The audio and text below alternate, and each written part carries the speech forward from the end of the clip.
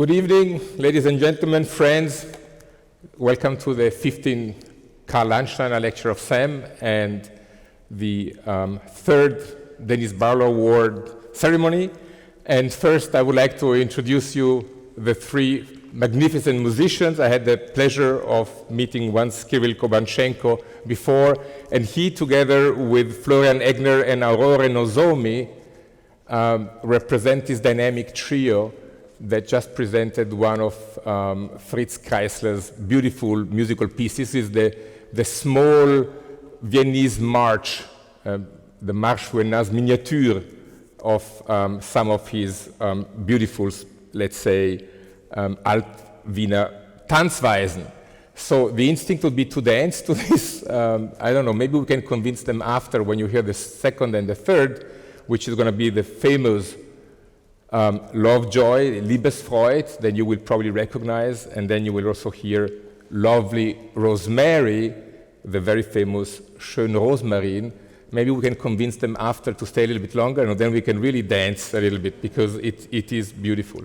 So then, once more, a round of applause in preparation of what we expect.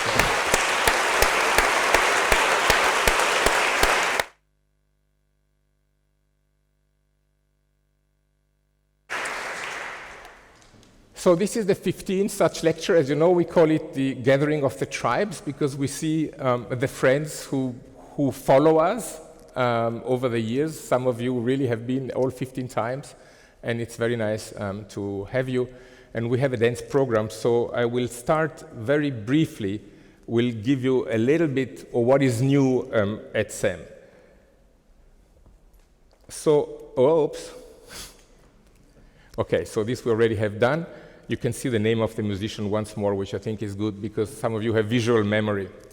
So we decided to have a new corporate identity because we came of age. 15 years is also for humans a good age to mature into adulthood. And so we just, please, Matthias, there is room in the first row. And so we decided over COVID, we realized that so many stupid things are being said about medical treatment, so many stupid things are said about what is inside of therapeutics and vaccines, that we ought to remind people that actually inside of therapeutics, there is a lot of research. And there's a lot of research of you guys and people around us, and people at universities. Actually starts in schools, and it takes over a whole community over decades, and sometimes even longer, until it matures into a pill. And so our research report that you can find outside is now tailored to say that within it looks like a pill box, but inside there is research. And I think it's a good piece of news for this community, and I welcome the Altrektor, the previous dean of the American University here, Wolfgang Schütz, who saw this happen. This community is a little bit more bold now and have more confidence. So we may not quite make pills, but we certainly are, even smallly, contributing to making that pill. And so our, let's say, new principles are very much similar to the past. We create innovative technologies. That is if you want, the ability to start with the kind of scouting that you need to do, the exploration. But we explore the biological roots of disease as a second principle, and that is, understanding if you want, the mechanics of the disease. That is also not new. We have, as an institute, the desire to push into medical application, which is something that we've always done, but now are sort of pretty confident we are able to actually do. And of course, very importantly, we empower talent. We empower talents, the PIs, the postdoc, the students, the master students, the technical staff, the administration staff. We try to empower talents. And last but not least, we share so that we can multiply our impact. So this is the essence of the new old CeMM. And if you haven't received yet the new research report because it's brand new, it's the work of Anna Schwendiger and many, many people. And we're very happy if you take a copy that is lying outside and you look and you see, and you will see many semis, we call the people who work at CeMM semis, inside little pills. So in every little pill you see one of us, and we think it's a good metaphor for what we are doing. So very quickly, the Denise Barlow Award. Denise Barlow was a pioneer scientist in RNA biology. She actually was one of the persons that identified a very important epigenetic mechanism called imprinting, one of the co-discoverers. And she was in many institutions in Vienna. And so these four institutions that she was associated with decided, when she unfortunately died in a we think, very premature age, to dedicate an award to the best thesis that is given to one student that in that year graduated from one of these four institutes. Particularly those students that did something that was mechanistically a breakthrough. She liked omics, and she certainly did a lot of fantastic long-coding RNA work on a large scale in her last 10 years of research, but she was truly a mechanistic person. And so to celebrate the memory of Denise, we have this, and it's a 5,000 euro, and the different institutes contribute, and we thank everybody who is participating to that. And so far, we've given it twice. There was 2 winners of 2019, Matthias Muhar and Julia Batki from IMP and IMBA. And last year, we were very happy that Anette Romanowska won the second award. And it's with particular pleasure that this year we are very happy that Martin Jäger from the Winter Lab obtains the 2021 award for his thesis, Harnessing Ligand-Inducible Protein Degradation to Dissect Transcriptional Control by the Human Mediator Complex. And we will hear a little bit more about it. He did his PhD in Georg Winter's lab at CeMM, and so I'm asking you to welcome with me Martin Jäger on stage for receiving the award.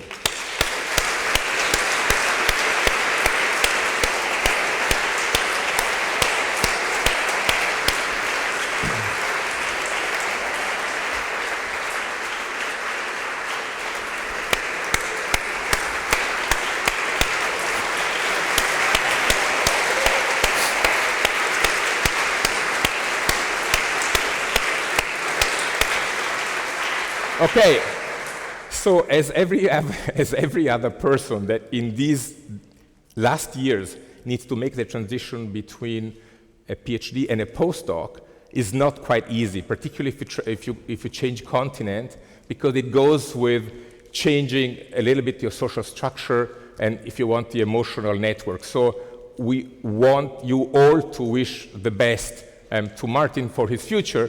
But before we go into more of that, we'd like to ask Martin 3 questions.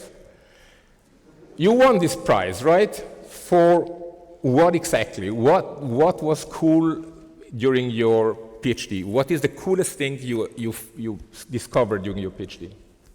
So I think the coolest thing was to realize that now with the technology that also my mentor, Georg Winter, co-developed, we could now do very mechanistic research on essential protein complexes, also in human cells, which previously, for most of the history of transcriptional research, we could only do in simpler model organisms such as yeast.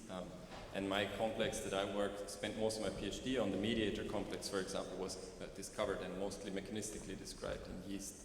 And now I could do research in human cells with our technology, which really, I think, put particular emphasis on the notion that human cells have evolved really tremendous mechanisms that ensure that cells know what identity to have. And this is just very different from the concept of a simpler single-cellular organism such as yeast. In simple terms, there are some lay people in the audience. What does the mediator complex actually do? So I would say that the mediator complex ensures that particularly the cells, that those genes that make up the identity of a human cells, they are particularly safeguarded.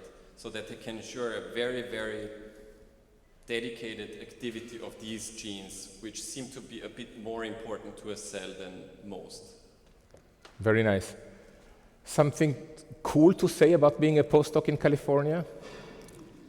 Well, the institute, I mean, I get ocean views from my lab, so that's pretty particular.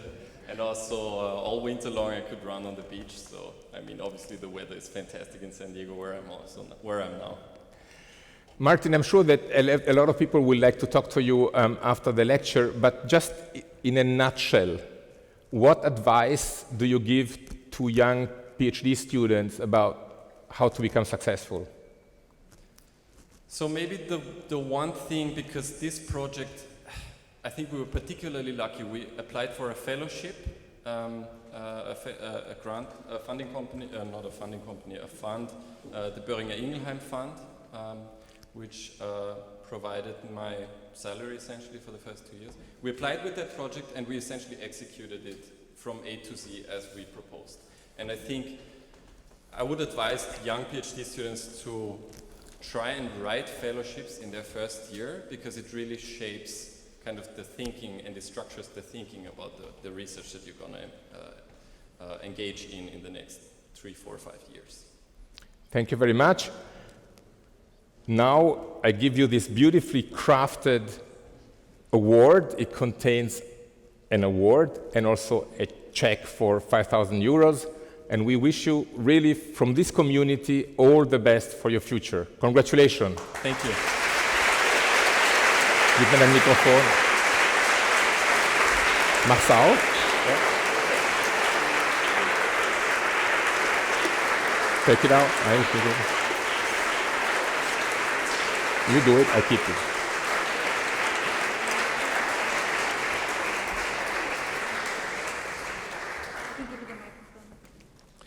Yeah, there is no check inside, but you can exchange it at any banks in the world. Okay, thank you, Martin. Take care.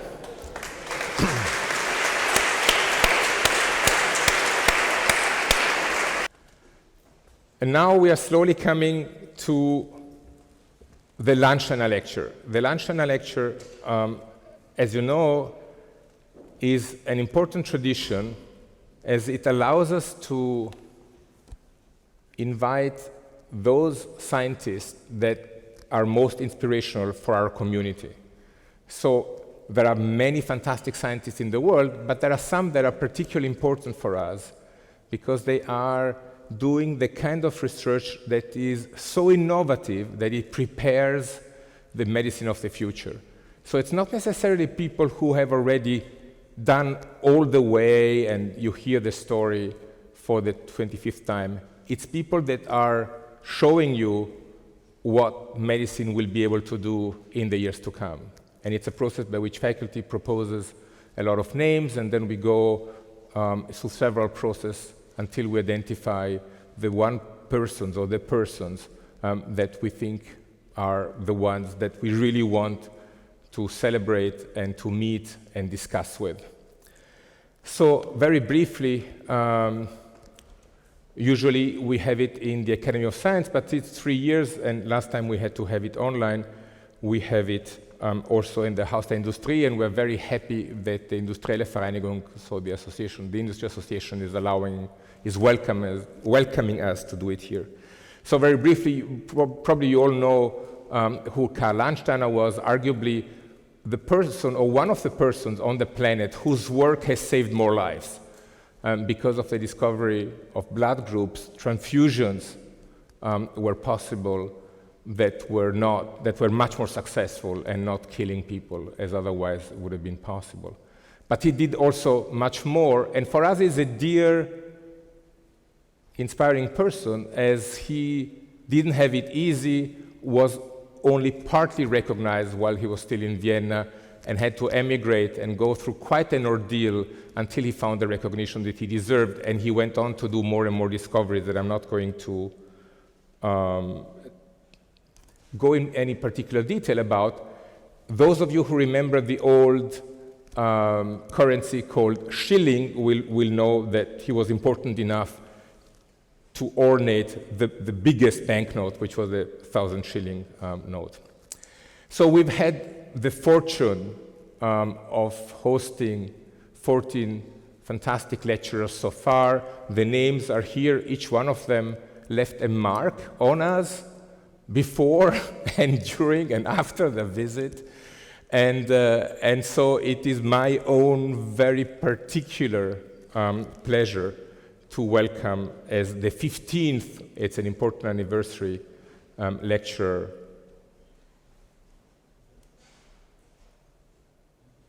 Wendell Lim as the 15th lecturer, and his talk will be Beyond Evolution, Building New Molecular Functions and Therapies. So very briefly, I will try to, I don't know if it times that turns, oh, thank you. I will briefly try to summarize an amazing,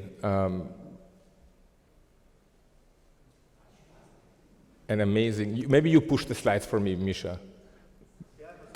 I don't know, because I'm just pushing, this was the last. Okay, that's why.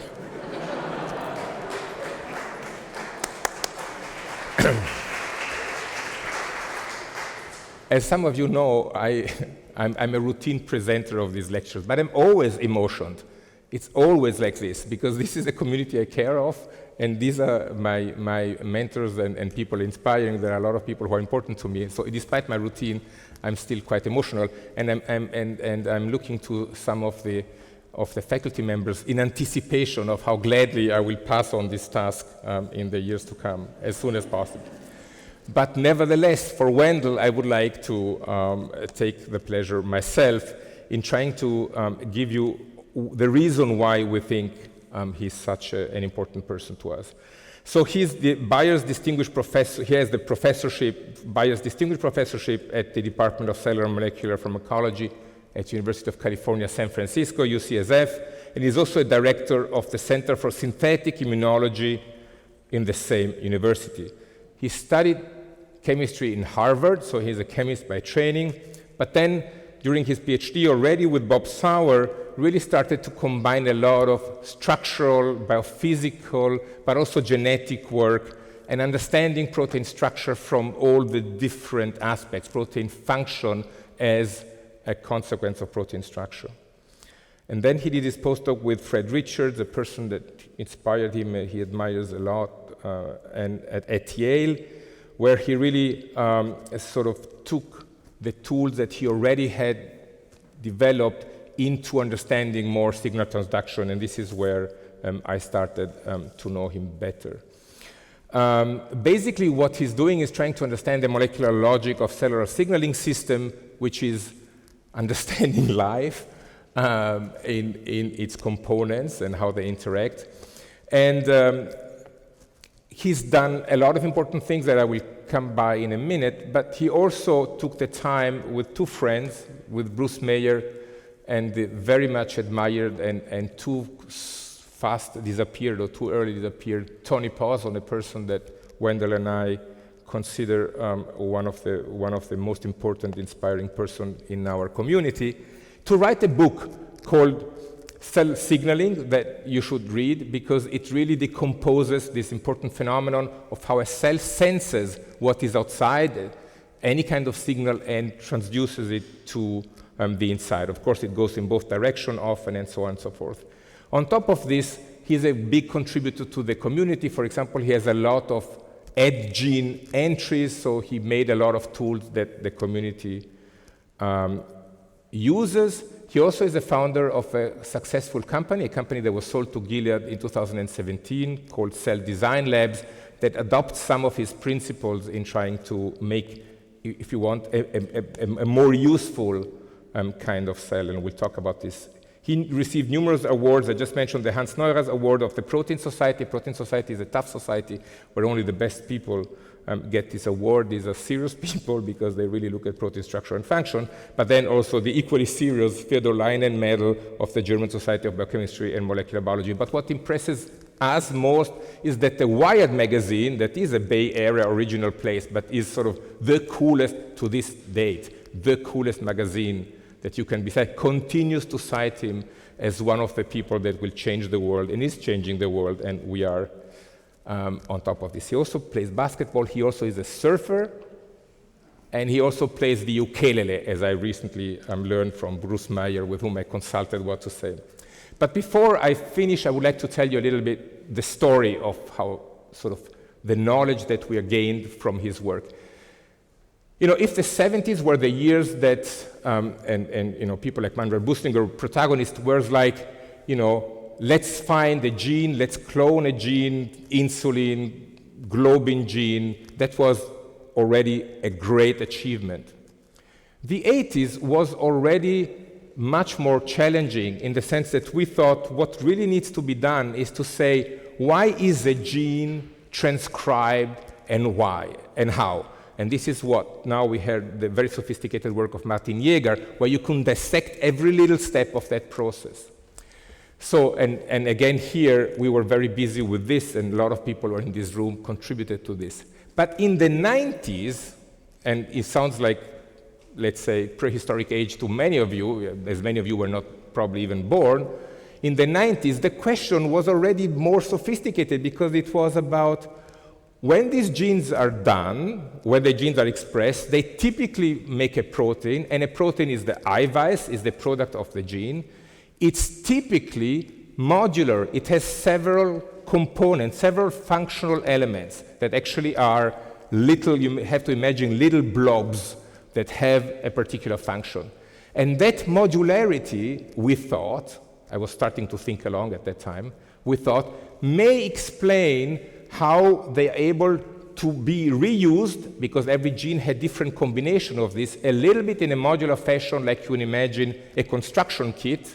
And some of you may remember that Sarah Teichmann last year spoke also about the assembly protein complex and said we don't have an IKEA sort of construction kit of these protein complexes. And so in the 90s, the idea is how will we understand how these different proteins actually do their biological function. And it turns out that on top of enzymatic function, they have protein-protein interaction functions.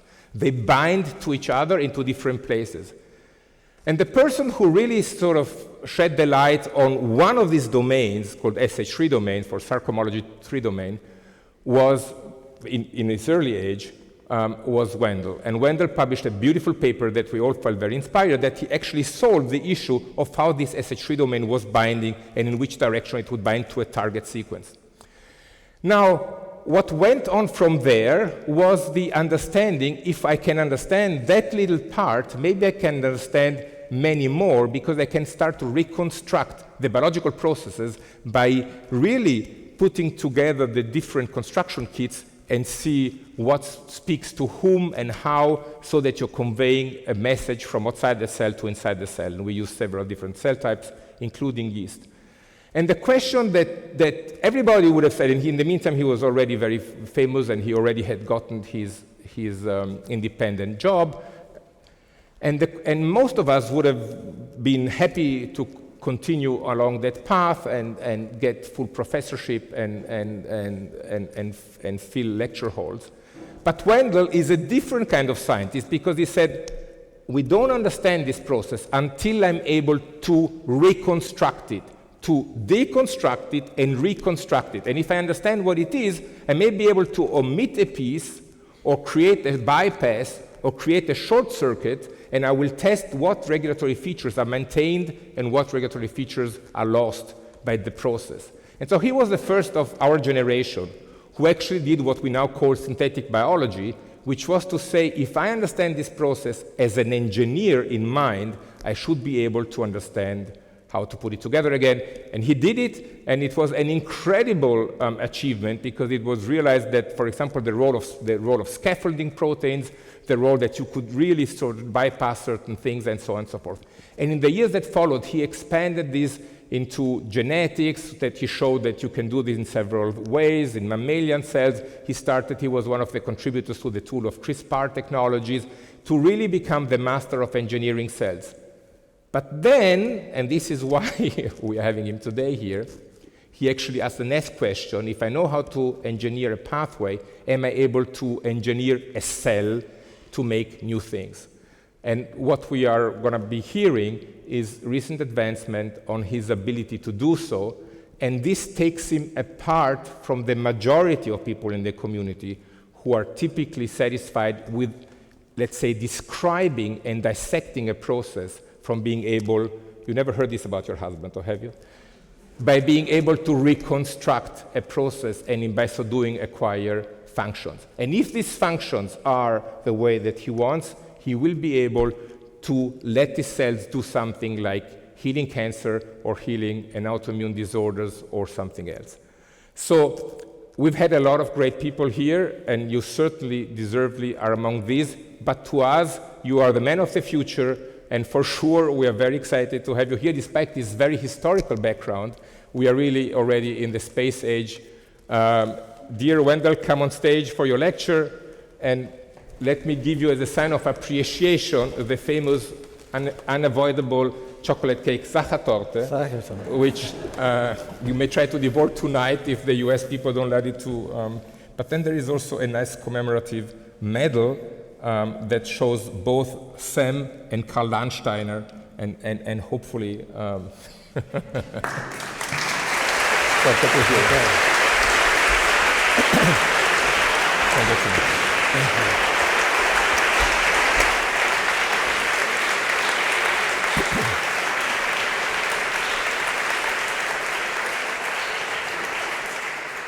Okay. Well, thank you all for coming today for my lecture. It's really it's an undescribable experience to be here in Old Vienna. What could be better than to be in Old Vienna and be serenaded by these amazing musicians, to hear Fritz Kreisler, to be here under the watchful eye of Franz Joseph, and to be able to speak to you guys. I really particularly want to thank Giulio and Stephanie for hosting us, and Anita and Anna. We've had my wife Karen and I have had an amazing time here, not only hearing this music, but we got to see Cecilia Bartoli, and it's just an amazing place and an amazing experience, and I really want to thank everyone for welcoming us here. I want to congratulate everyone here at CeMM and everyone who helped to start CeMM on your 15th anniversary. I think it's, I wish I could be here next week also for that, what sounds like an even better party than this one, but at least equally as good. But I think that I've enjoyed my time here today, and I think, I remember I first met Giulio when I had just started my lab, and he was at EMBL, and he was one of really the first person to invite me to an international conference at Heidelberg. And and people like Giulio and Tony Paulson, they were people that I had read a lot about and had but I didn't know very well. But it was very kind of him to appreciate our work and invite me for that meeting. It was a very formative experience, and I got to know him.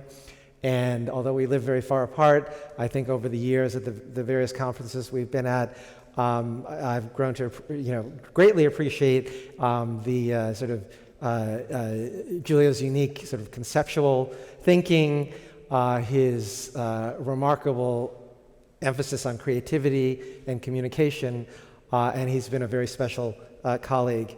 And I think that what I saw today, talking to the people at CeMM, whether it's the graduate students, the postdocs, or the faculty, is that I think he's really helped create and find people who are like-minded, his soulmates, and I really congratulate all of you on the amazing work that you're doing, the community that you've created, and I think the work that will continue. So I've been inspired by hearing all of the work that you do.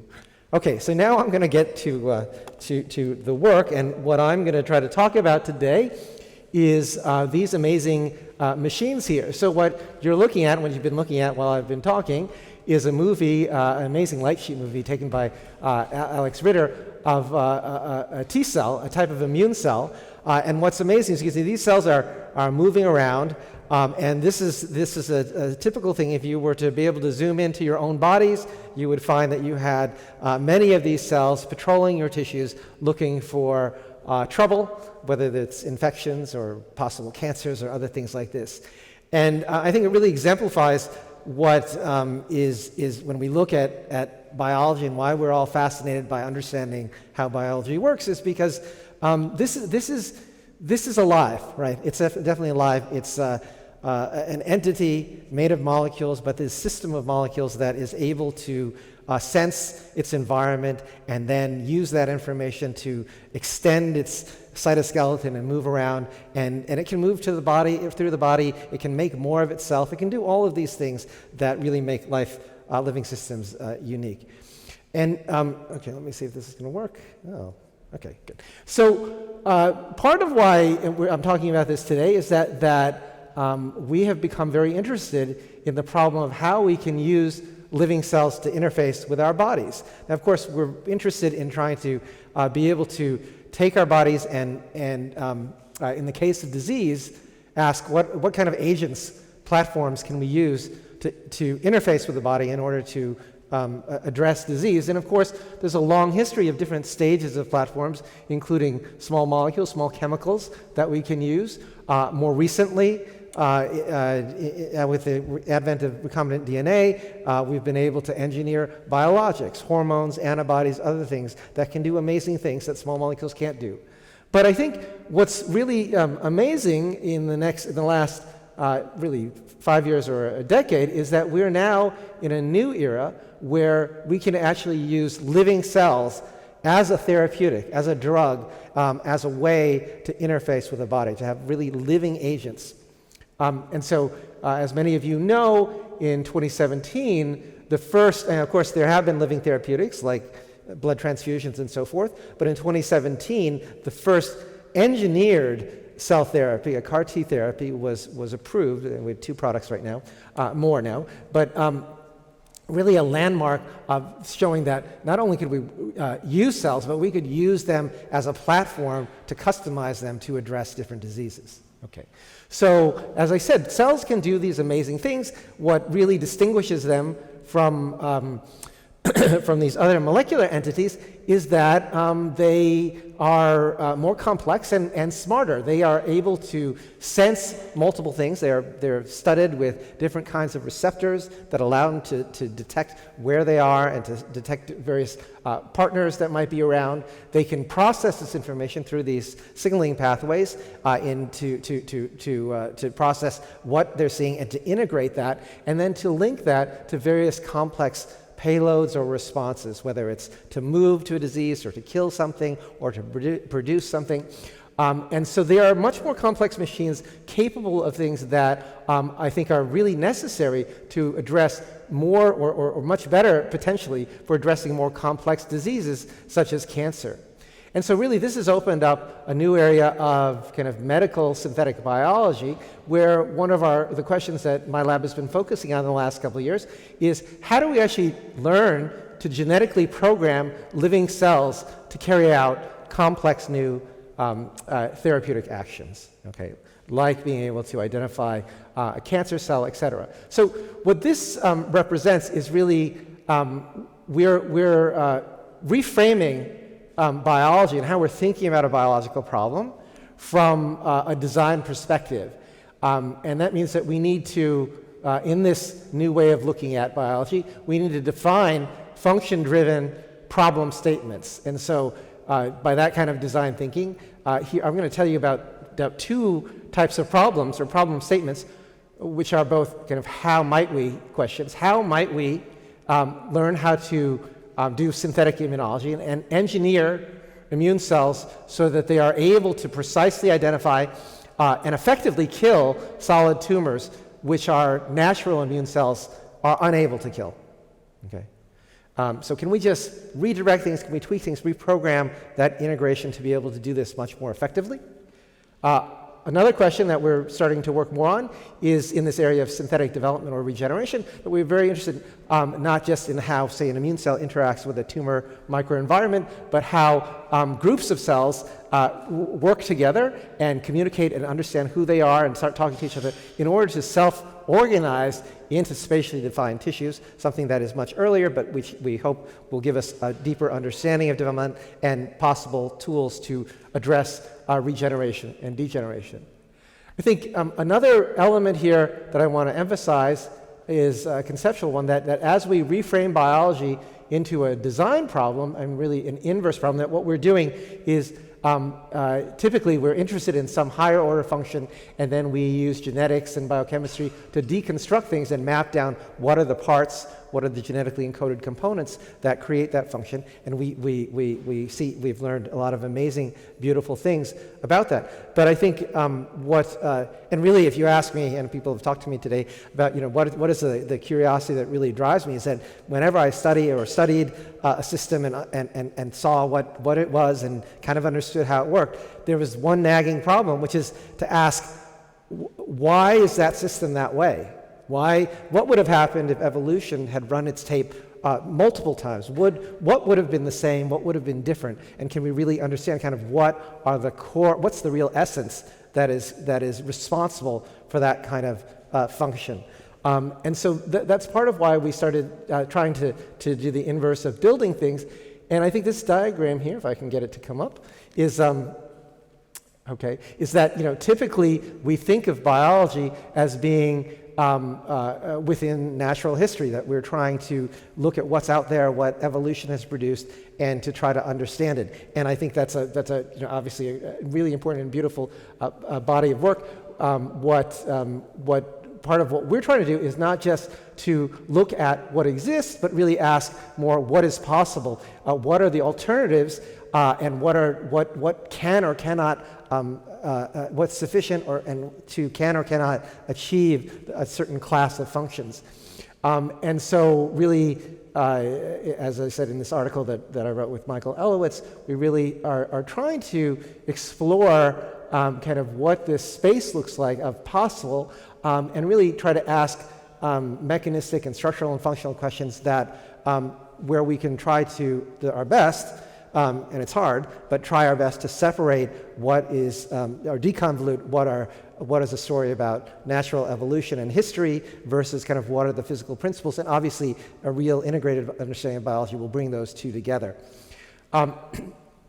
Okay, so why should you care about this? And I really emphasize these two major take-home points, that if we can really map in a more logical and diverse way kind of structure and function relationships in biological circuits, that I think we're actually trying to both really come to a new level of fundamental understanding as well as do applications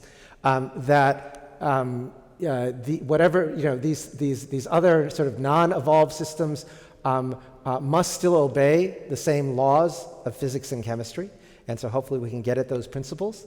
And then also, whether that's true or not, I think that within this space, there are probably a lot of really useful potential new functions, that there are many things that we'd like to do with the precision and control of biology, but that we don't have something in hand that can do that, but now we may be able to do that. And I think in these cases of trying to engineer a system like a T cell to attack cancer, we can, in a way that's very uniquely gratifying to me, both try to solve a very applied and therapeutic translational problem, but at the same time, I feel like we're asking as fundamental a question as we could within the context of trying to understand how these sorts of circuits work and how they can be wired.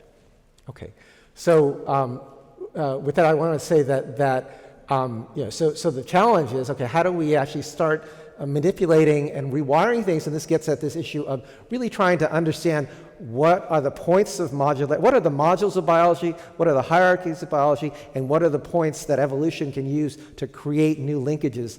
And we've been exploring a lot of those things at both the molecular level and the cellular level. I have to say that I started out as a biochemist and worked on trying to rewire and link intracellular signaling proteins, and I think we did okay. But I tell you, it's very, very hard to do because telling cells who to interact with inside molecules inside a cell is very, very difficult. But one of the things that I think is is interesting is that I have come now to the point of thinking that a lot of cells, what cells do in making their decisions is deciding what they're going to say to other cells, that mostly cells are pushing against each other, talking to each other, and having conversations in their microenvironments.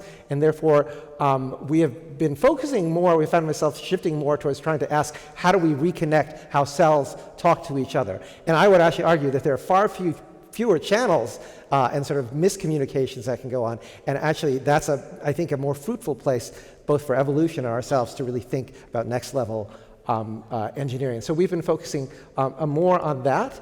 And if you think about it, I mean, there are many different ways to think about this, but I've been trying to think about how to best present this, but that, cells, they can adopt many, many states, but I'll argue that maybe there are more finite types of cell state changes, some of which are sort of more combinatorial than others. But cells can be instructed by upstream signals to produce things, to produce sensors that allow them to be responsive to things, to move or change their shape, to adhere to one another or to some matrix, or to divide or to die. So they're kind of at a higher level, more finite kind of state transitions that can go on. And what we've been interested in is asking, can we kind of take what we think are some of the bigger types of these classes of cellular state changes, and can we have the ability to rewire what inputs control that so that we can create cellular networks in a flexible way? And one way I like to think about this goes back to the evolutionary idea of, how did cells, during the evolution of things like metazoans, multicellular animals, how did cells start talking to one another and acting as systems? They used to live by themselves, but any cell, whether it's living by itself or in a community, needs to be able to sense what's going on and make smart decisions, whether it's sensing food or predators and so forth, and it needs to be able to hold on to things, whether it's to catch food or anchor themselves in an environment, in a niche. What we know is that these signals that were sensed eventually turned into ways that cells could now talk to one another collectively, and that could be through direct contact or by sending morphogens or diffusible signals, hormones that could act at a distance from one another, and then also adhesion interactions that now could be directed towards holding on to each other and assembling tissues and assembling the structures that hold our bodies together and give our bodies sort of the spatial complexity and order that they have. One of the things, just to outline our approaches again, is that we've been interested in trying to engineer orthogonal versions of these kind of core ways that cells can talk to one another, so that allow us to now try to recreate and rewire things, but in a way that doesn't interfere with other natural endogenous cellular functions. And so we've been developing orthogonal tools, and I'll tell you about some of the synthetic notch systems we've been using to control direct cell-cell communication, as well as diffusible molecule systems, and then some unpublished, more recent work that we've been using to engineer synthetic adhesion molecules that really can powerfully allow us to control how cells bond to each other and what kind of assemblies they form. Okay, so what I hope to tell you and to talk about is really that we're trying to learn by building, and that first of all, to do this, we're trying to build a toolbox of components that are what we think are the fundamental sort of modules that allow reconnectivity, and try to use to develop this to rewire pathways. We're then applying these to various applications, like trying to design cells that can execute novel functions in health and other areas. And then we have this hope that by doing this, we can also outline these design principles that are central and common to both natural and synthetic pathways. Okay, so let me start with talking about this very hot problem now, which is the goal of trying to engineer immune cells, especially immune cells that can attack solid cancers. So as I said, the FDA approved the first CAR T therapy in 2017 directed against B-cell cancers, and these have been quite effective very effective at killing blood cancers. In this case, you can design a chimeric antigen receptor, or CAR, that basically is a chimeric T-cell receptor that has a single-chain antibody for a cancer antigen. In this case, these are this is a CD19 is an antigen that's unique to B cells, and so this new cell will kill, in the case of B-cell cancers, the B-cell cancers. It will also kill all of the B cells, so you have B-cell aplasia, but you can live without your B cells. So it clears out that, based on that lineage rather than cancer-specific marker. But it's very effective, but many problems remain, especially in the arena of solid cancers. Okay. Oh, I think I have to go. Okay, so first of all, you have to figure out what's an antigen that you could target that's on the cancer, and and many efforts really kind of focus on identifying one antigen, and then almost designing what is essentially like a drug conjugated antibody with now a toxin that's a cell, a killer cell.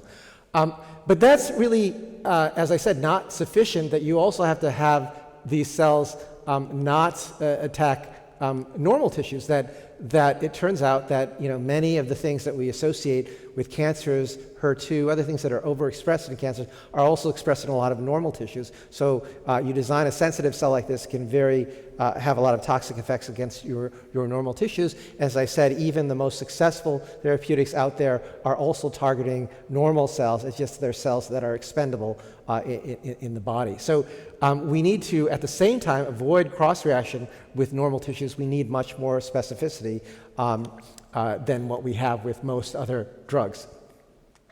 But beyond that, there's also this issue that tumors are notoriously heterogeneous. They have a lot of mutations.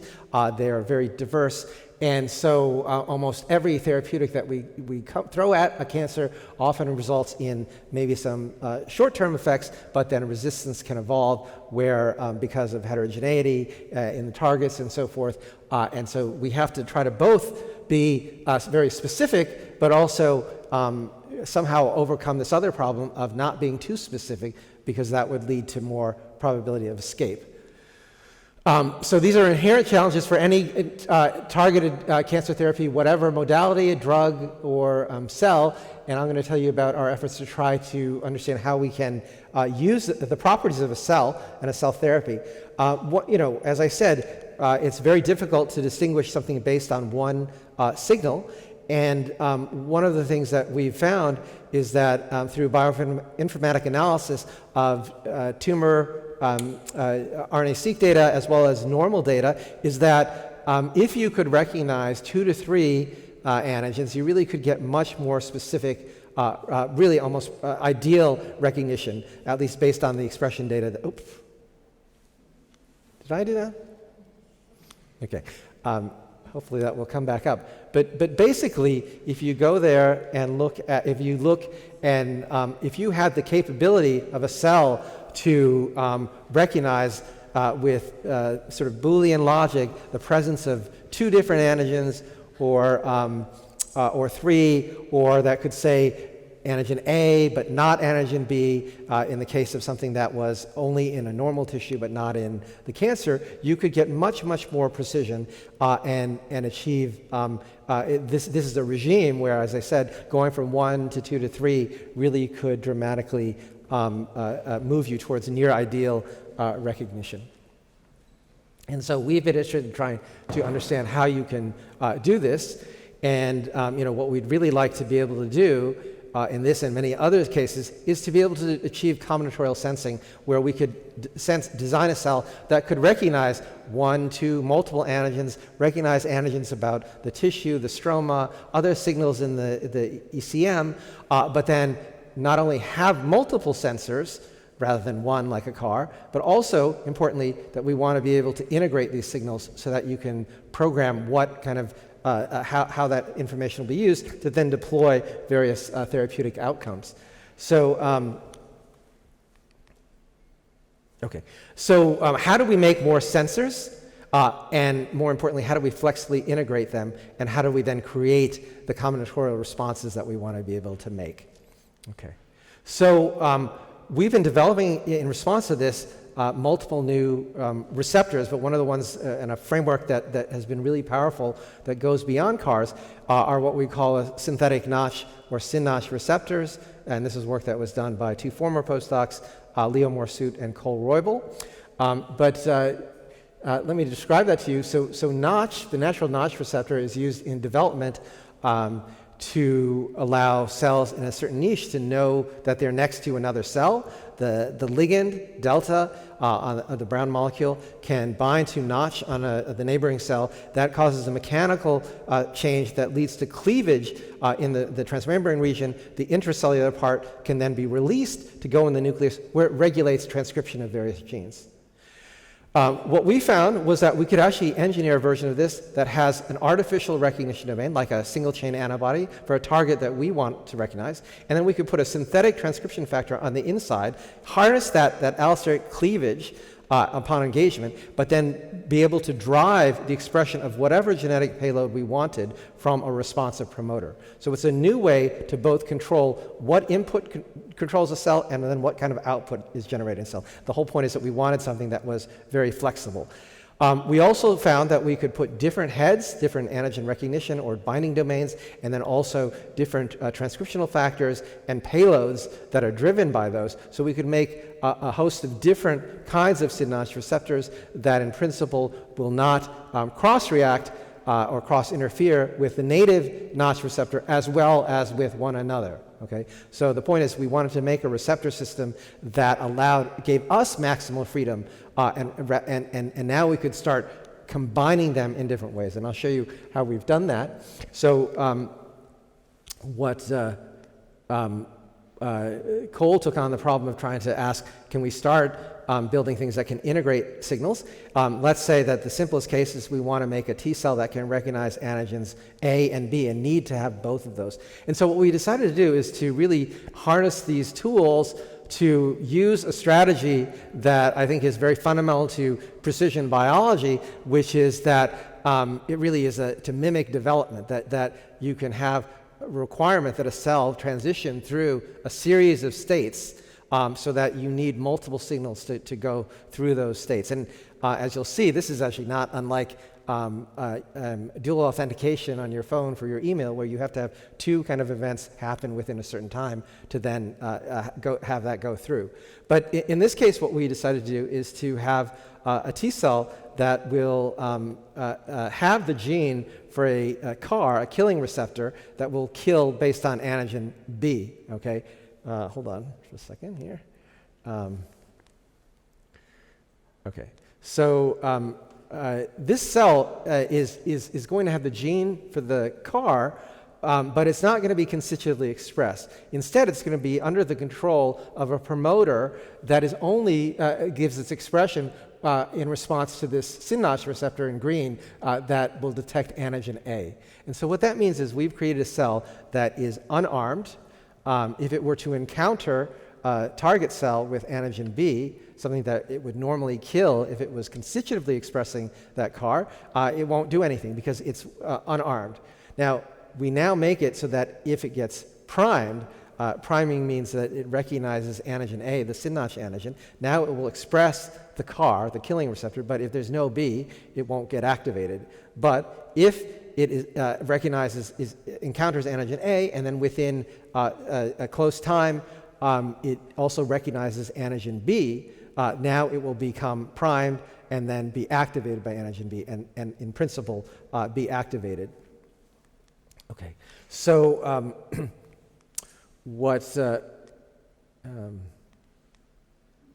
okay, this is just going to show you, hopefully, an animation of what normally happens with a CAR is that if you have something that recognizes one antigen, even if it's overexpressed in the tumor, that cell might be, those tumors might be killed by this CAR, but if it was expressed in normal tissues, you could have toxicity.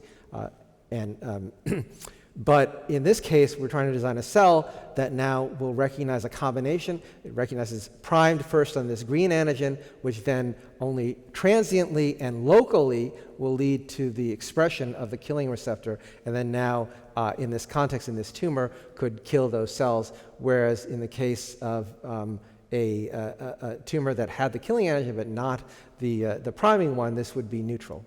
Okay? Same thing for if it encountered something with only the priming antigen, it also would not kill it. So the hope was that we could build these sorts of cells and that they would work in vivo in the way shown here. Let's see if I can get that. Can you push the forward button? I'm still having difficulty here. Okay. Oh, did I miss? Okay, sorry. Okay, let's see if we can get this.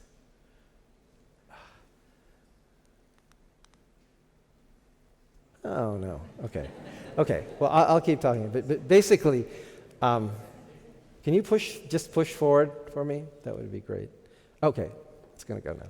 Okay, so what we could do in vivo is we could make a two-tumor model where we have what we'll call the tumor model that has both antigen A and B, but we can make a bystander tissue model that really just has the killing antigen. And the hope was that could we now inject these cells and have them autonomously go to the different sites and recognize that the one tumor, the orange one, did not have the combination and not kill it, but then if they entered into the other tumor, because of the combination of the two, would they now locally kill that? We were hoping that first, would that local priming be sufficient to launch a strong enough response to clear that tumor?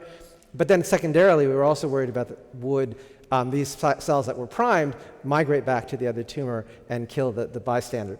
But what we found is that this worked amazingly well, that if you look do this experiment with these two tumors, what you find is that in the same animal, the single antigen tumors grow as if nothing was added, but you get very rapid and complete clearance of the dual antigen tumors. This just shows the okay, let's see. Okay. This is just some examples of some of the mice where we put these two tumors in and they can grow quite big. But if we put normal CAR Ts in, they would kill both of these tumors. But in this case, the SynNotch AND gate T cells are only kill the one on the right side, even though both of them have the antigen that the CAR would kill. So really, these cells know where they are. They know if they're on the right side or the left side, and only precisely there do they exert their effect. So I think this really was a striking result to us that we could program the cells to know where they were based on combinations of signals and really get these strong effects. Okay, I don't know why that keeps doing that. Okay, let's see. Yeah.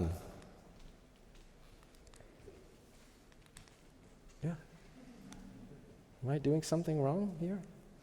I think I'm pushing too hard. I may be hitting the other button too.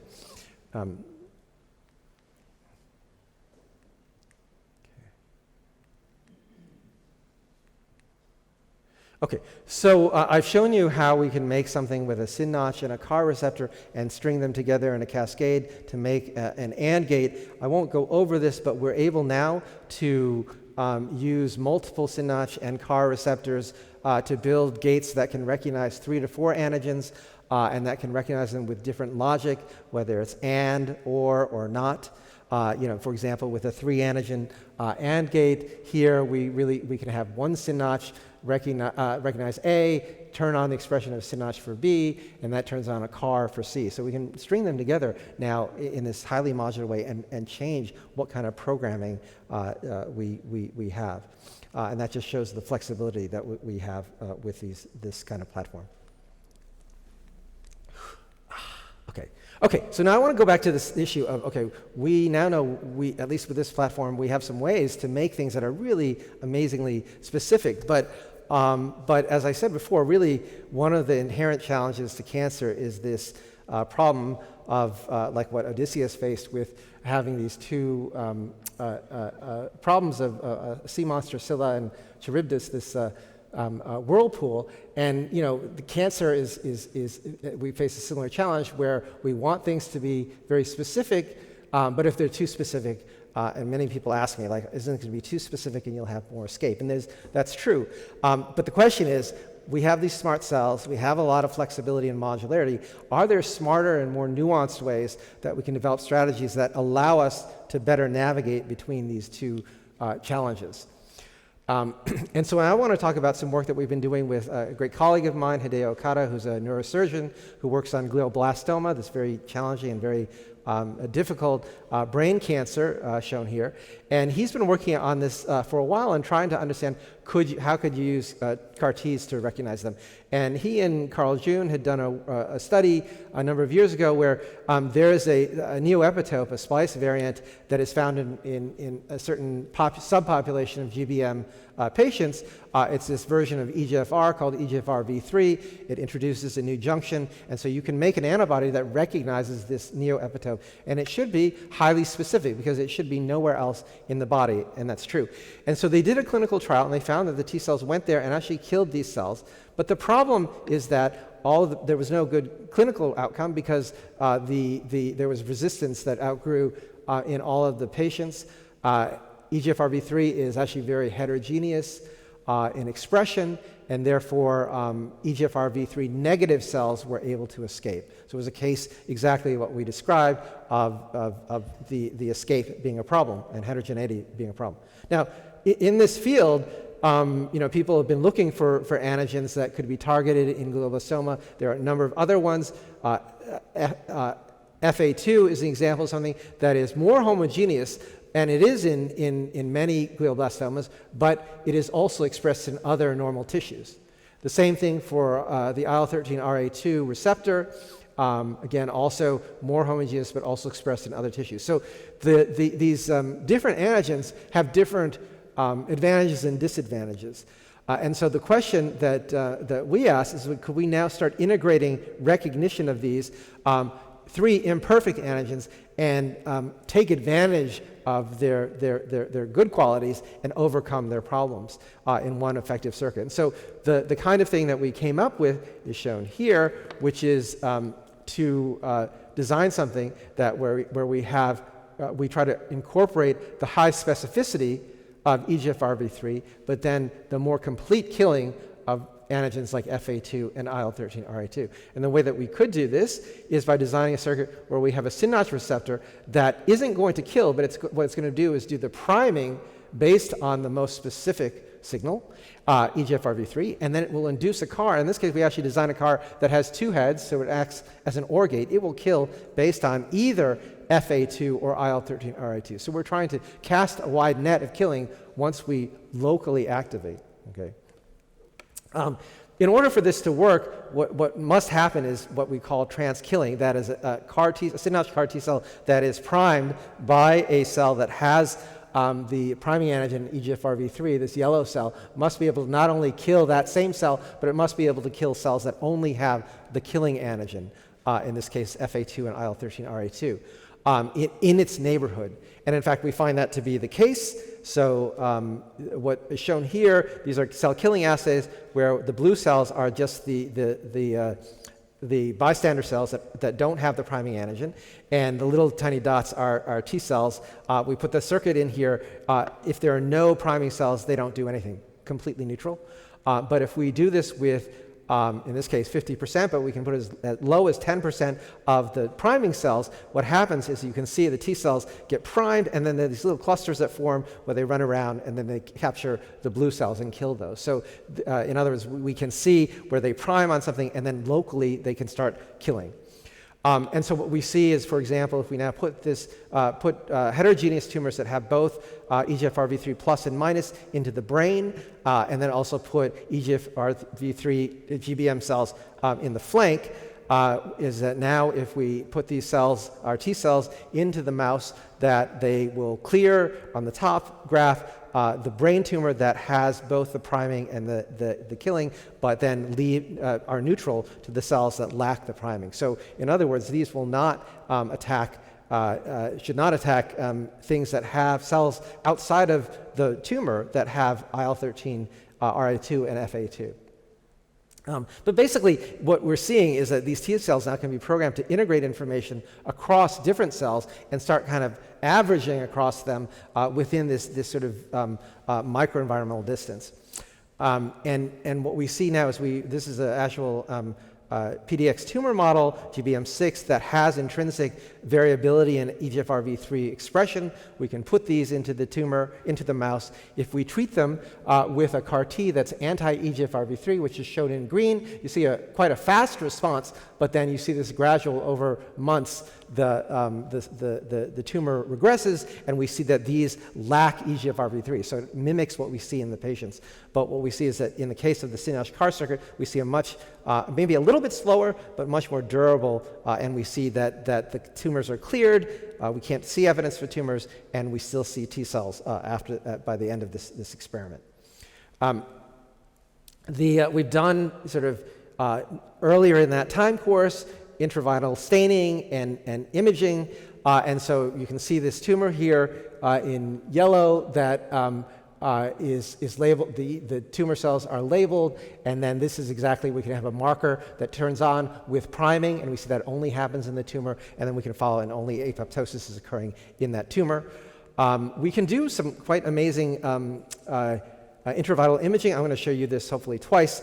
The tumors are colored in orange. The T cells are blue, but then when they get primed, they are green. And so what you can see, can I ask you to actually just click on that movie to play it again? But what hopefully you'll see is that, if you go back, is that that there are these green cells and that inside the orange area, and they become primed. They're blue cells outside, but those primed cells are sitting there kind of munching away only in the orange area, munching away on the tumors. And a number of studies that we've shown have shown that probably the sphere of killing there is on the order of probably 50 to 100 microns. So that's kind of the scale that I think we can see these cells and the field that they can operate in. Okay, so the idea here is that what we can do is and we can apply this in multiple ways, is to have a circuit that has a high specificity pre-filter that decides where you're going to be licensed to kill, but really narrows you down hopefully as much as possible, and then only there open up and cast a wide net for killing, and that this can work if those cells kind of have a local radius of killing. And importantly, and we do see this, that this is highly dependent on kind of how long the cells are retained, but then also how quickly the cells turn off once they leave the site of priming. And we see that happens within hours. So when you're talking about weeks to months to actually launch a full proliferative immune response, it's really almost instantaneous. So that's why we think we don't see any kind of off-target killing. So really, as I said, we're trying to use this in this Venn diagram sense. We want a tight filter to control specificity. We want a more complete union or function, and we can create kind of composite things that hopefully more intelligently shape that recognition space by using the kind of regulation that cells uniquely are capable of. And so we've been doing a lot of this. Interestingly, I should point out that one of the things that is interesting, we can, even in glioblastoma, we can use a brain-specific priming signal that will activate this. And again, these killing antigens are only found in the brain, are only found in GBM. And that actually circuit works very well, and we actually think that's going to be a better circuit for more GBM patients. But it also shows you how we can have the capability to almost have a GPS system that will target cells to different tissues. And so we're starting to really think about these T cells as sort of like self-driving cars, that they have different sensors and can really monitor what's going on around them and make complex decisions. We can rewire them in different ways. We can incorporate disease and non-disease antigens, including tissue-specific antigens, so they can sense their environment. And that because we have these sort of layered circuits, we have a lot more flexibility and nuance that can be engineered to solve problems like balancing specificity versus minimizing escape due to heterogeneity. Okay, so we think that I mean, we're pushing this forward in a number of cancers, including GBM, but also pancreatic cancer, and we hope to be in patients. Actually, we're manufacturing as we speak, but in GBM patients by the beginning of next year, and are hopeful that we'll be able to move the needle in some ways. But I think it's also really interesting to think about how these could be important therapeutics and strategies for other sort of tissue-based diseases or tissue-based pathologies beyond cancer, like autoimmunity, degeneration, et cetera, where it's all about a group of cells coming together and undergoing kind of a pathology as a community, and it's very hard for drugs to address those issues, and I think there's a lot of power of having a cell that can be targeted, recognize that community, can infiltrate it, and start remodeling kind of what path it's on, or reset its development. Okay, so this will be a lot shorter, hopefully, but the second kind of problem statement is that we're also very interested in understanding how cells self-organize into tissues, and I sort of realized that as we were engineering these cells, is that we're really T cells to enter cancers, that we really were taking advantage of the immune cell system to advantage that you could remove it, but really what we're trying to do is integrate that immune cell into a community, and so that really is only a small step away from trying to understand how groups of cells self-organize to form the structures that we associate with development, and that we really need to control if we want to be able to achieve the dream of regeneration and building tissues, where we're going to have to reconstruct self-organization in the absence of the normal developmental signals. So we have been interested in can we use the same sort of tools of controlling and rewiring multicellular communication and conversations to control how cells self-organize, and maybe eventually be able to not only control kind of patterns, but multicellular circuits, the kinds of things that we see in the nervous system, the kinds of things that we see in endocrine systems. Many complex biology involves these sorts of multicellular communication. Okay, so I just want to remind you that we feel, because the problems are actually very parallel, that these same tools could allow us to modulate and look at these other problems. And as I've told you before, we have the ability to, in a developmental context, to use SynNotch receptors and systems to engineer juxtacrine neighboring cell interactions. We actually showed, Satoshi Toda, a postdoc in the lab, showed that we could actually make sort of secreted diffusible molecules that a secretor molecule would produce, but then if we could anchor it on a neighboring cell, that could be presented and activate a SynNotch receiving cell. So that actually leads to things that can achieve the kinds of behaviors you see with morphogens, where a cell can tell how far away it is from a producer cell.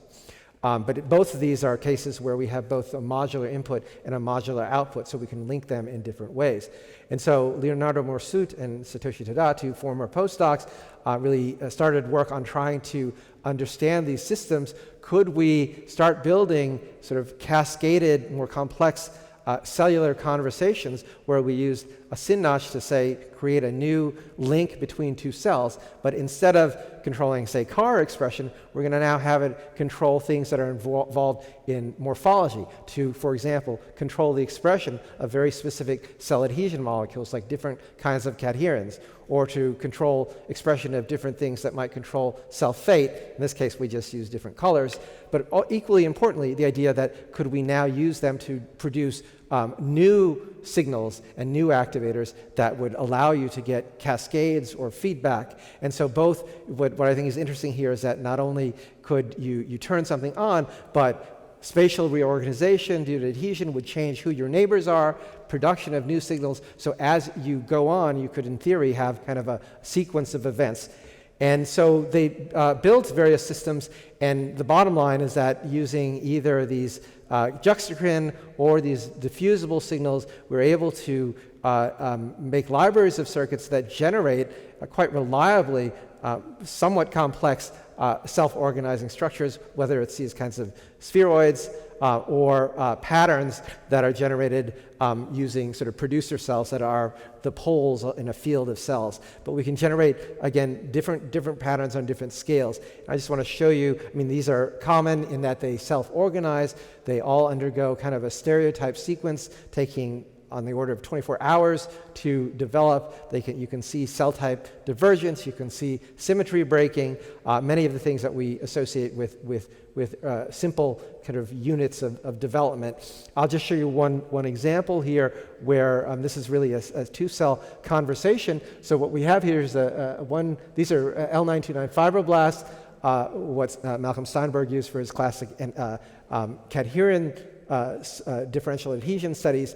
But in this case, rather than constitutive expression, we have them having regulated expression of cadherins. So we have a blue cell, the A cell, that sends a SYNAPse signal that is read by its partner, the B cell, and that leads to expression of cadherin and GFP. So only when the cells are sort of neutral, they don't adhere to each other or one another, but if they now come together, you get these green cells forming and sorting to the middle. But in this case, GFP is also on the surface, and that is a signal for a synapse receptor back in the other cell, which turns on M-cherry and a low level of E-cadherin. And so you see that then leads to, within 20 hours, the formation of this ring of red around that. So that's very reliable, is disrupted by inhibition of synapse. And this, hopefully this movie will just show you the kinds of things that we see. These cells come together, they're neutral, but when they mix, they're like epoxy, they recognize each other, and they start triggering this kind of self-organization. This is the case where we lead to the mutual expression of cadherins that sort differentially to one another, so we get the formation of this kind of pole. And the blue cells are acting almost like a stem population. They can be steered in one way or another. And then this is that symmetric structure that I showed you. But basically, we can get these things that very stereotyped formation of really distinct types of structures that incorporate, again, controlled interactions and adhesion regulated by these dynamic processes.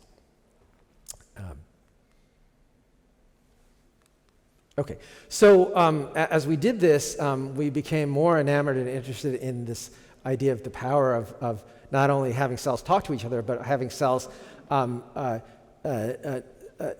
to each other. And this is actually very similar, Julia, you talked about kind of thinking about catalytic functions and signaling and kind of binding functions and their interplay to really create pathways. And it's sort of the same thing with cells, where how cells, their signaling and communication versus their organization is all kind of integrated into complex biology. So Adam Stevens is the current postdoc who's been very interested in saying, it's really important how cells stick together, and we know that there are a lot of adhesion molecules, but could we actually start engineering cell adhesion in a very specific way? What are the rules that we can use that by which they bond to each other? Can we make custom interactions? And we think of this as trying to control almost the bonding between cells. What many of you know is that cell adhesion, I haven't thought about it too much except in the last few years, but it's everywhere, and it's such a critical thing. Not only do tissues form, we would not be coherent organisms if we couldn't have adhesion between the cells that form tissues. Immune cells need to have adhesion to go on and show the processes that I showed before. There are very specific adhesion molecules that play a role in specifying neuronal connectivity, the wiring of things, and of course throughout development these sorts of things are very important. So there are many cell adhesion molecules, and we've been interested in kind of what are the design principles of these, what determines their specificity, what determines their strength, their mechanical strength, and what determines the morphological nature of a cell-cell interface. So we address this by asking, how can we actually build custom adhesion where we control who binds to who? Can we specify the connectivity, the strength, and the morphology? And could we use these to build custom tissues or program network connections, et cetera? So there are a lot of different cell adhesion molecules, and many of them have very complex extracellular interactions, including cadherins, integrins, et cetera, that are involved in homo or heterotypic interactions. And there are a lot of complex interactions that are part of those extracellular recognition. But they all, many of them have a small sort of signaling or cytoskeletal interaction domains on the inside. Some of them are quite small, on the order of tens to 100 amino acids. But those are thought to play a role in anchoring and integrating with the cellular signaling and cytoskeletal machinery. And so one of the things that we decided to ask is, well, what's the simplest way to tether or link two cells together? And that would be to have a tether where you just have, say, an interaction like an antibody-antigen interaction by two transmembrane proteins. And we want to ask, could we actually now also make chimeric molecules, synthetic ones, where we have this simple, we replace the complex extracellular domain, but now also add to that these small domains that interact with the cytoskeleton. Would these sorts of things function? And what is surprising is that we found that many of them would. We can't really say whether they're as good as the native ones, but they have a lot of properties that are quite striking and similar to what we see in native adhesion molecules. If you look at, this is just a tether, so this is the GFP cell, this is the anti-GFP cell. You see that there's no deformation, they just have a collection of enrichment of the adhesion molecules at the junction there. But in the case where we tie it to the intracellular domain from E-cadherin, that you see that this chimeric synthetic adhesion molecule forms a ring and an extensive expanded structure that is just like what you would see with native cadherin, which forms that kind of structure largely due to its ability to integrate with the actomyosin cytoskeleton and really have the cell provide the force through ATP of really that contractile force that leads to this adhesion and expansion of the interface. What Adam showed is that, yes, in fact, we can make a lot of functional chimeric synthetic adhesion molecules by completely replacing the extracellular domain. We can now, for the first time, really make adhesion molecules that we can compare because they have the same outside interaction. But just this small inside part. But you can see that even that small inside part leads to major differences. A number of them lead to these extended interfaces that we typically see. Some of them lead to these highly concentrated interactions. I'll talk about that in a second and why those are unique.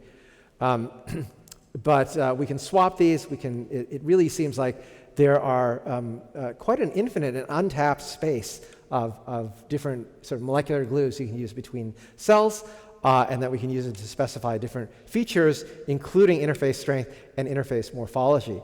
I just want to show you that these seem to fall into two classes. There are these ones that we know have the intracellular domains that integrate with the actomyosin cytoskeleton, and these lead to these large and very strong interfaces.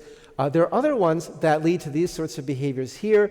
What's interesting is that instead of just having kind of the green everywhere and then kind of be concentrated at the junction, these are ones where the green seems to be sucked out of the rest of the cell and focused at that interface. And we think these are things that are associated with clustering and phase condensation type classes of behaviors that are mediated, where they interact with PDZ scaffolds or with lipid rafts and other things that are associated with this kind of behavior. So there are, although there's a wide variety of these different things, they seem to, at least from our preliminary study, fall into different classes so we can kind of control what kind of interface and what strength is built. One of the things that Adam has done is to put on different types of extracellular domains with different antigen binding domains, so we can pull together and control bonding, whether you have this sort of A to B or A, B, C, or this sort of cyclic set of interactions, but we can actually see that the cells assemble in that very directed way with the connectivities that we expect. He's also been able to make ones that have orthogonal synthetic homophilic extracellular domains using these anti-parallel leucine zippers. So these will self-interact, and so they will assemble just like, say, E-cadherin or other things like that. And what's really interesting here is that this is a set that we've built that has enough sort of defined energetic preferences that they operate in a sort of reliable and predictable way, where, for example, the green's always in the middle, the red and the blue segregate from each other, and you see composite behaviors that are expected. So hopefully that will turn back on. Okay, so I think this is the last thing. I just want to say that I want to try to convince you that we can really connect these cells in a meaningful way. And so this is a study of trying to mechanically couple and really integrate two independent tissues. So what I'm going to show you here is things like droplets of water sitting on Teflon-coated surface. Okay, what we have is orange cells that are fibroblasts expressing peak adherent, so they actually form tight homotypic spheroids, like water drops. And then on the surface, in blue, are epithelial cells. This is an MDCK epithelial monolayer, and that has going to have surface GFP on it. And, oh, I see, this is only dropping out from me, okay. The screen that I'm looking at is dropping off, but this one, maybe that hasn't been happening for you. But so if you take these cells, these orange spheroids, and place them on top of that surface, through these different views, you see that they form these little droplets that sit on top of the blue surface. Now, what happens if we now put in an anti-GFP tether, just two molecules in the respective tissues that will bind to each other? Well, what we see is they still form these droplets. They actually move around a lot less because they're actually tethered in place. But they still form that same sort of separated water droplet structure. But now let's say we're going to add to these cells and strengthen that orange and blue interaction by putting an intermediate strength SYNCAM, and this is one with an ICD from ECAD. And what you can start seeing is that cells start flattening out. The orange cells start flattening out. They almost form an aster pattern that sits on top of the blue cells. So much like now something where the surface tension changes on that surface. Okay, and then more than that, if we now continue up our series and tuning up the affinity or the strength of that interaction. Okay. Okay, I'm going to try this. You're just too enthusiastic people. Yeah, maybe, I guess so. I think my fingers are too fat. Okay, let's try. Okay, here we go. Okay, so what we see is if we now go to a stronger, this is based on the ICAM intracellular domain, what we start seeing is really the tissues start integrating and showing an emergent behavior, that they actually form a continuous lattice. So they like each other so much that they still maintain kind of this continuous contact, but they're pulling against the interaction with the blue surface, and they sort of relax into this lattice-like structure. You can see the blue, there are holes in the blue surface there, really pulling each other. And to me, it's really reminiscent of the kinds of things you see where self-organizing endothelial cells will self-organize into a vascular network. So I want to show you this movie here, which I think hopefully will really convince you. These are when we have the epithelial layer, then we're going to put these orange cells, and you can see they can form the balls or asters, but I think you'll see, hopefully, just how differently the different systems behave.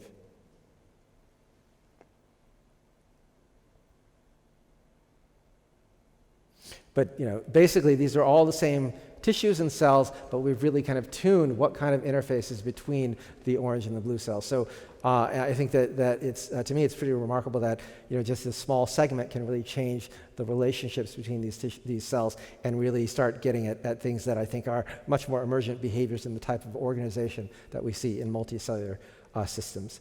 And so we're still trying to figure out how to use these things. We think it's pretty amazing. But I feel pretty confident that this kind of control over cell adhesion will be important for many things. And so let me end by just saying that I think as we develop these sorts of tools that we can predictably understand how they're going to interact, and we can start thinking about the rules by which they're put together, I think it is possible to think about a future not too far in the future that's akin to what we've seen evolving in areas like protein design or DNA origami, where we can take a simple understanding of various rules, whether it's base pairing or hydrophobic interactions and coiled coils forming, but then use those sort of simpler rules to build, to modify and engineer various proteins, things like new antibodies or new versions of hormones that are very useful, but even much bigger assemblies that are completely unrelated to what we see in nature. But we can do that in a very predictive way. And same with DNA nanostructures. And I think that as we start, our dream is that can we understand the rules and have computational frameworks and the tools that will allow us to make better organs and organoids, be able to actually customize tissues in different ways, especially because we do think that to achieve regeneration, you really need to sort of rebuild and reconstitute the kinds of self-organization that we see normally during development, but we want it to happen autonomously. But hopefully, as we understand these sorts of rules of how cells can be put together and create these integrative systems, that we can move towards these amazing possibilities, as well as a much deeper understanding of biology and how biological systems work. And so, to summarize, I hope I've told you about how we and others are developing fundamental tools and a toolbox that maybe we ask, and I could ask you guys to contemplate what are the switches and components of biology that you think are the most important for us to be able to reconnect, and I think those are the types of things that would be powerful to have things to add to this toolbox, that we can test these things in a very kind of clearly applied and something that many people can appreciate to engineer therapeutic immune cells that really can integrate and find tissues and redirect tissues in a way that other therapeutics probably cannot do as well, but we think also could be used for many other types of therapeutic applications. But then finally, I think it also comes together with this idea of allowing us to at the same time understand these design principles, to explore sufficiency and alternative solutions, and really complement and work with our study of how natural evolved systems work. And so with that, let me just go back and remind you again that we think it's very powerful to think of biology in a more open, sort of diverse way, to think about it not only as what exists, but what could exist in alternative evolution, what could exist in the future, and really what are the rules that govern biological-like systems and the logic of how they can operate. And with that, let me thank everyone. I want to thank you guys for your attention, and then a really great and creative group of scientists that I've been privileged to work with. And it's unusual to be able to thank your spouse and partner. And so I want to thank everyone for inviting my wife, Karen, here. Thank you for coming, and it's been a real pleasure. So I'm happy to take any questions. Thank you very much.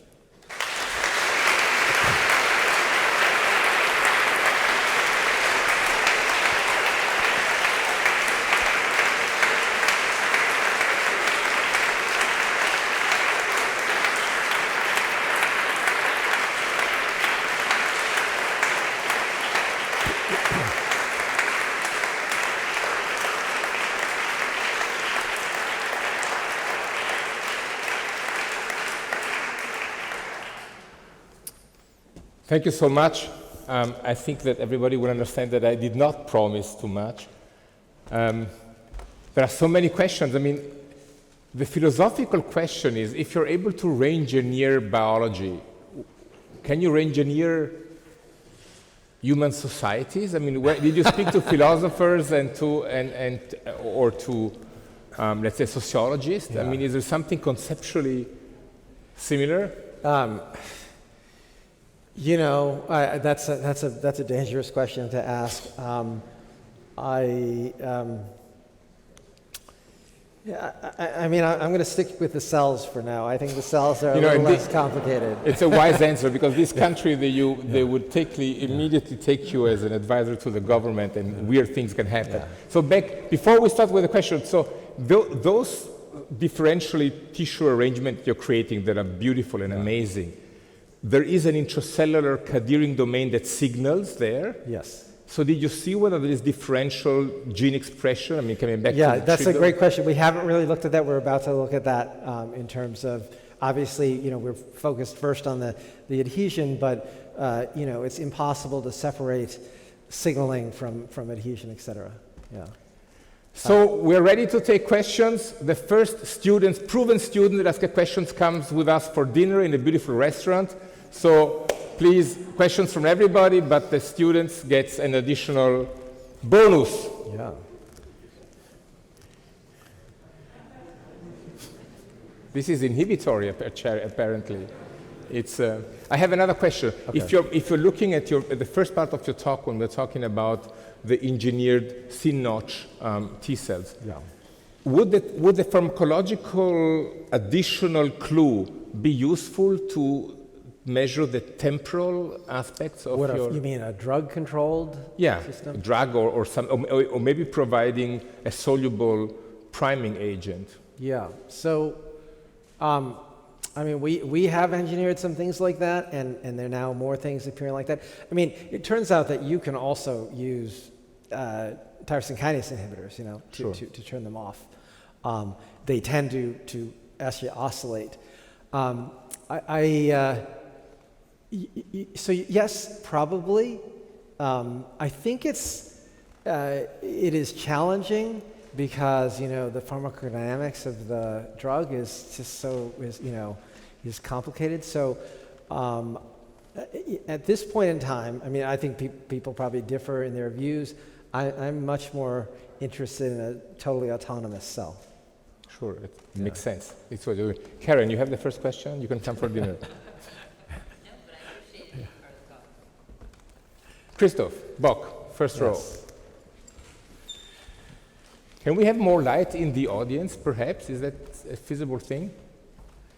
Please, Christoph. Great talk, thank you. With this perspective on what could be rather than what is, you are kind of massively increasing the scope of science. How do we decide if there's, like in biology, if we have understood all important mechanisms, we're done with biology and we can move on to other fields. I'm not saying we are anywhere close to that, but now you say we're not only interested in what we are doing, what biology is, but what biology could be. How do you prioritize in such a world of science? Well, I mean, I think the tradition. The community decide what's interesting. Yeah. I mean, well, that is a great question. You know, how, are we making it more complicated? But I guess, you know, I mean, the way science works is we gather lots of information, and then we come up with theories that can unify them and cluster the types of you know, behaviors that we see or mechanisms.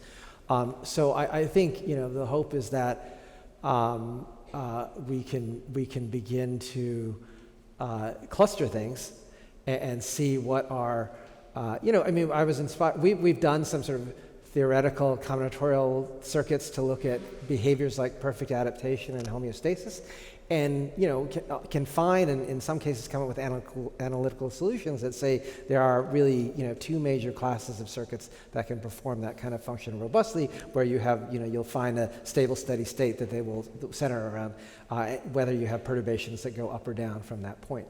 And so I think that, I mean, I think that's a common way of, you know, how more science advances, and you sort of appreciate the complexity, and then you sort of summarize I mean, you know, it's like taking all the observations about the planets and turning it into Newton's laws of motion, right?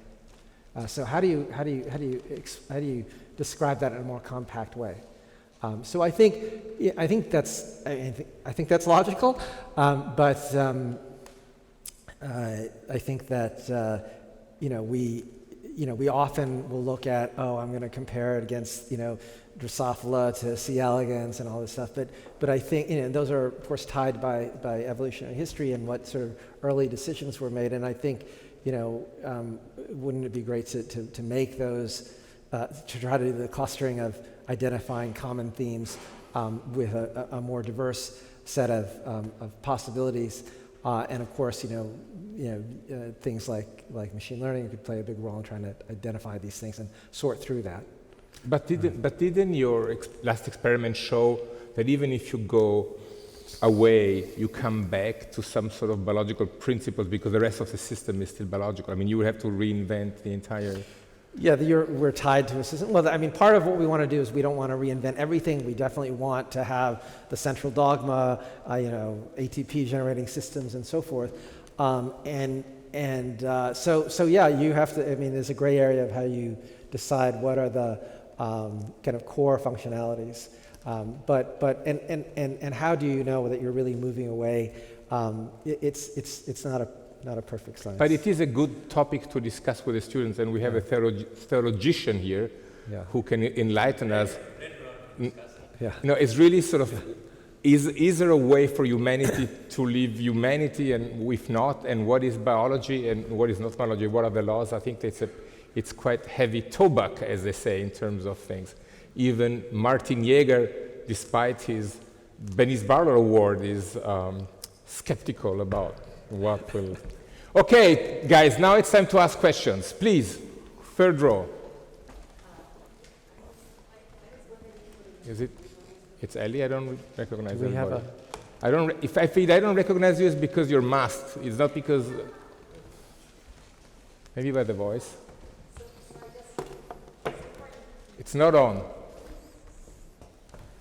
So far, you've taken known entities. You know what their properties are, and engineered new situations. Yeah. Say, with known entities. So I was wondering to what extent you or others are taking, let's say, larger scale approaches to modify, let's say, multiple things as endogenous aspects inside a cell, and make hybrid cells and select for certain phenotypes as new entities. Do you see what I mean? Yeah, I mean, we're very interested in that. How to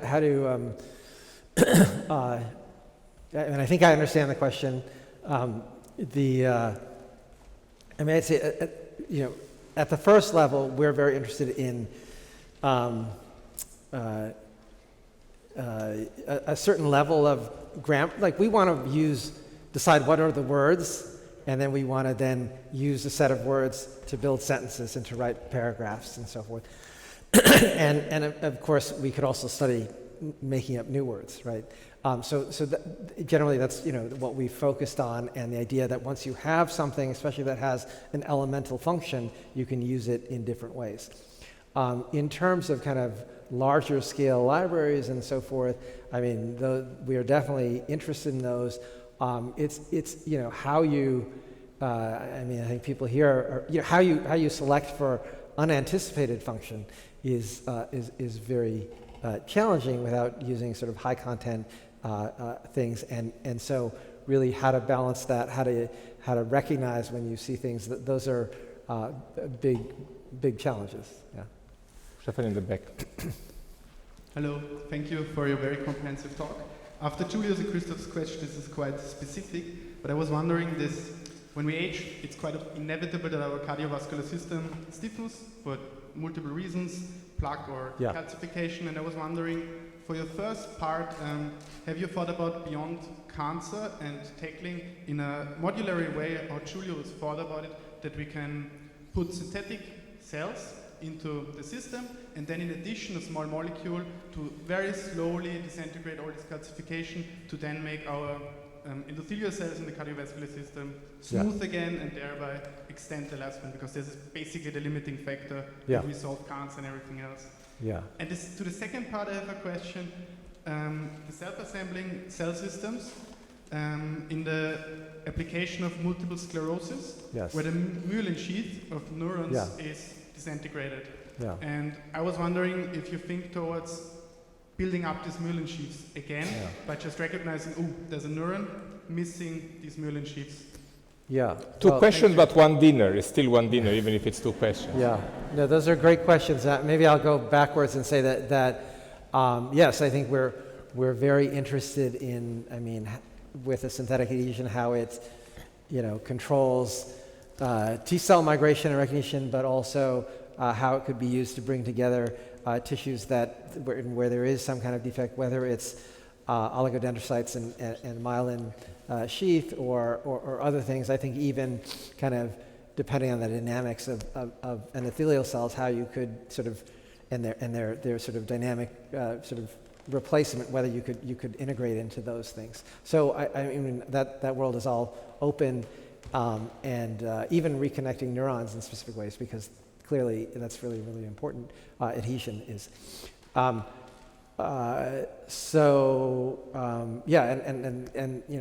mean, if people are interested in exploring these sorts of questions, come to our lab. We want to, try to integrate these approaches into many aspects of biology, because I think, part of what we're trying to do is say that what are the sort of common, most important kind of levers that are universal to all cells in immunology, neurobiology, vascular biology, et cetera. Going back to the first question, I'm trying to remember what it was. It was again a pharmacological control. Yeah. But you were talking about trying to other applications and then pharmacological. He comes for dinner, so you can have one. Martin. Okay. Sorry. Martin. Amazing talk. I think the one really cool thing is how you show that you can engineer very complex functionalities with a relatively finite set of molecules that you utilize. Yeah. Right? One functionality that I think would be also really cool, and my question is, are there these tools, would be transferring proteins from one cell to another, for example, right? Yeah. Like you show that you can generate synapses. Right. And so far, I think with CAR T cells, for example, we utilize functionalities that are already there. Right. Can we also think of tools to transfer proteins and then leave again, or questions like that? I think we can. I mean, you can think about exosomes. I mean, there's a lot of processes that you see with CAR Ts and other things where you see trogocytosis, where they actually we see a lot of GFP being transferred to cells, and I think you can tune those sorts of things. How do you? It's a question of the application. Obviously, if you could transfer genetic material, that would be super cool. I think the question is again, we're always thinking about kind of some functional state change. What could you do there? And so I think I think there's a lot of possibilities. Were you asked to join sort of these Altos labs or things like this? No. Yeah. They're stupid. So this was a really great talk, and my question relates to these thin-notch CAR T cells. Yeah. So the generation of them is really a fantastic development to increase specificity. Right. For tumor killing. But I guess you still have to make patient-specific CAR T cells here. Yes. And my question is more to the community. I mean, to make it applicable for a large cohort of cancer patients, is there any development to actually generate CAR T cells for a subgroup of patients so that you could take them off the shelf rather than each time to make it from scratch? Well, I think that there's a lot of problems to solve simultaneously with CAR Ts and making them available, whether it's off-the-shelf allogeneic cells and cost of manufacturing. There are, I think, several different kind of pillars that need to be developed at the same time. With respect to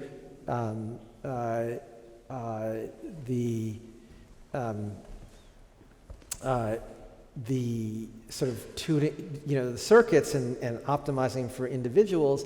I think if the technology of transformation and whatnot was simple enough, you could design a CAR T and give it like a personalized cancer vaccine. But that's probably not going to be the case. But when we look at the bioinformatics, I think we are always balancing between how do you achieve specificity, how do you overcome heterogeneity, but also what kind of population are you encompassing? I think if we're for higher impact, of course, right now we're trying to capture a larger set of the population. There are very pragmatic issues like how do you identify in glioblastoma, how do we, you're doing multiple resections, you're trying to look at someone who's got a recurrence. How do you tell for sure that their recurrence has EGFRV3? It's, you just have to really think these problems through at this stage in a very sophisticated way. Okay, we have 5 questions to go, and then we move on to the drinks and cocktail. We start. Yep. So, yes, please. I don't see George. Okay, please, go ahead. So you have briefly laid out that you have multiple signaling cues integrated in one cell. And I assume you have basically each input has a defined output. When you integrate multiple of them, even though the individual output is defined and precise, does the cell ever get confused if you have basically small off targets of these defined inputs? So basically, how far can you push your system? You have now 3 or 4 parallel inputs, and does it ever break down, or is it just a limitation that you can overcome by trying more? Mm-hmm. And a short biological follow-up, especially when looking at CAR T cells and your NOT inputs, does it ever happen that the NOT input is too strong, basically, and that they get systematically repressed or dysfunctional? Yes. Yes, so that's a great point. All your points are great. Yes, balancing NOT versus AND, that's very, very hard. And we are exploring, does it not operate? We sort of think you need to operate at different levels. Through things like turning off the receptor, or cell death, or producing inhibitory cytokines. There's many different levels at which you could turn something off, and in some ways what I think you need to turn the on and off at different kind of levels of biology. But in terms of, what we're more limited with the complexity is just our ability to get DNA into the cell, that I'd say. But we did an interesting study here where we took, the 3 antigen cascade, but we also made a more, we can make, basically that's an in-series circuit, but we can make an in-parallel circuit, just like with electronics. That one actually is faster but much more noisy. These other ones, that as we deal with cascade, they take longer for sure, but they're very, very tight. Okay, so shorter answers and shorter questions. Wen Tao and then Ikwan, if I see it right. Because as you get a cramp on your hand, because as you've been there. Yeah. Okay. Thanks. Loud and clear. Take away your mask and speak up. Even stand up. Thanks for the opportunity. I will try to shout. So very exciting field. So imagine one day we can achieve to engineer living cell vaccines, like synthetic NOT cells or others, that can prevent therapy before cancer, before autoimmune disease happens. So what's the biggest challenge for this to achieve this? Thanks. How can you give a short answer to such a question? Well, I think, what is a real challenge is how you build in some adaptive capability, right? I think that we haven't touched that kind of thing, and more it's like we know a problem we want to solve and what we want to do, and maybe we can sort of think about the bioinformatics to decide what's the right thing. So, that's kind of where we are right now. But that's, I think, how you build in some adaptability, like the adaptive immune system, I think is a next level question. Okay, third but one. So when Ikwan, clear and short. Hi. It's nice and loud. Do you think it would be possible to modulate the activity of the syn notches if they're endocytosed, so sort of engineer a separate complexity to them?